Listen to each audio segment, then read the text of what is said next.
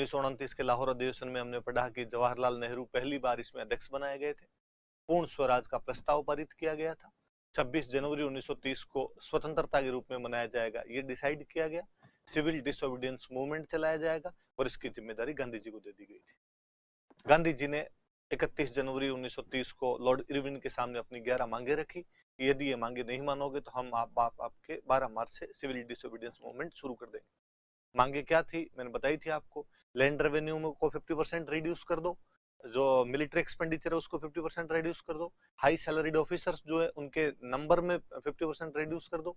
और फिर हमने और पढ़ा था कि जो शिपिंग कोस्टल एक्ट है वो पारित कर दिया जाए।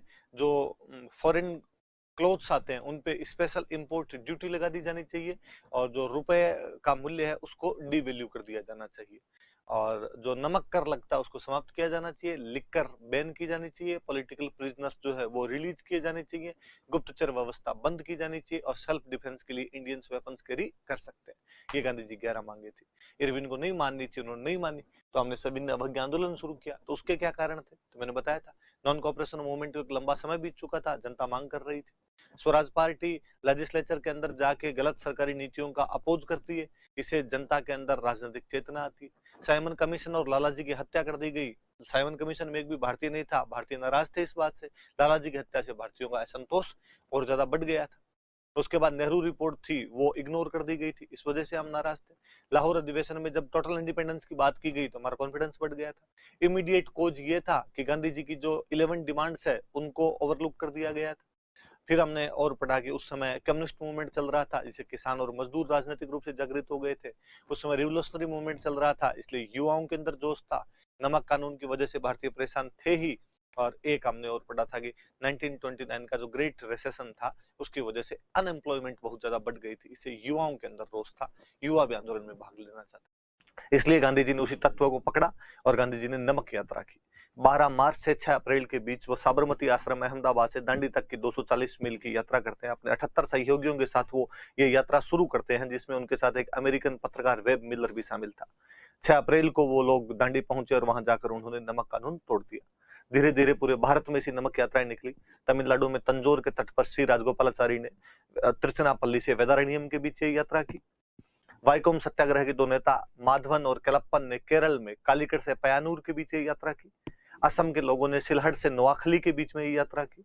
मध्य प्रदेश के लोगों ने जहां वन कानून तोड़े, वहीं बिहार में लोगों ने चौकीदारी कर देने से मना कर दिया। गुजरात और यूपी के अंदर कर नहीं देने का आंदोलन, नो टैक्स मूवमेंट चलाया गया। महाराष्ट्र के धरासना में जो नमक बनाने की फैक्ट्री थी, वहां पर सरोजनी नायडू, मणिलाल और इमाम साहब के नेतृत्व में कब्जा करने की कोशिश की गई, जिसे हम धरासना सत्याग्रह के नाम से जानते हैं। पेशावर में चंद्र सिंह गढ़वाली नाम का एक सैनिक गोली चलाने से मना कर देता है। ठेठ उत्तर पश्चिम सीमा प्रांत में खान अब्दुल गफार खान, या जिन्हें हम सीमांत गांधी या फ्रंटियर गांधी के नाम से जानते हैं, खुदाई खिदमतगार या लाल कुर्ती दल नाम का एक संगठन बनाते हैं। 10 रोजा नाम की एक पश्तो भाषा में मैगजीन और निकालते हैं। असम में कनिंघम सर्कुलर का विरोध किया गया, जो कहता था कि स्टूडेंट के साथ साथ माता पिता को भी अपना सदव्यवहार प्रमाण पत्र, करेक्टर सर्टिफिकेट जमा करवाना पड़ेगा। नागालैंड के अंदर मदोनांग एक होरका पंथ की स्थापना करते हैं, जियालरंग आंदोलन चलाते हैं, जिनकी बहन गडनेल्यू को गिरफ्तार कर लिया गया था। कालांतर में नेहरू जी ने उन्हें रानी की उपाधि दी थी, क्योंकि गिरफ्तार उन्हें इसलिए कर लिया गया कि वो झंडा लेके प्रदर्शन कर रही थी। झंडे के प्रदर्शन के लिए मैंने कई और बताए थे। आंध्र प्रदेश में टोटा नरसैया नायडू और केरला के अंदर पी कृष्ण पल्लई को भी इसी बात के लिए गिरफ्तार कर लिया गया। सुभाष चंद्र बोस कहते हैं कि गांधी जी की जो दांडी यात्रा है उसकी तुलना नेपोलियन के पेरिस यात्रा और मुसोलिनी की रोम यात्रा से की जानी चाहिए। हर कोई वर्ग इसके अंदर भाग ले रहा था सविनय अवज्ञा आंदोलन में। तो ये अपना सविनय अवज्ञा आंदोलन था। जब बहुत बड़ा आगे बढ़ा तो सरकार घबरा गई और सरकार ने घबराकर 5 मार्च 1931 को गांधी इरविन समझौता या दिल्ली समझौता कर लिया गया, जिसके तहत कहा गया कि कांग्रेस सविनय अवज्ञा आंदोलन बंद कर देगी तथा दूसरे गोलमेज सम्मेलन में भाग लेगी। सरकार पॉलिटिकल प्रिजनर्स को रिहा कर देगी जिन्होंने हिंसा में भाग नहीं लिया है। जब संपत्ति वापस दी जाएगी यदि थर्ड पार्टी को नहीं बेच दी गई है। समुद्र तट पे रहने वाले जो लोग होंगे उनको नमक बनाने का अधिकार होगा।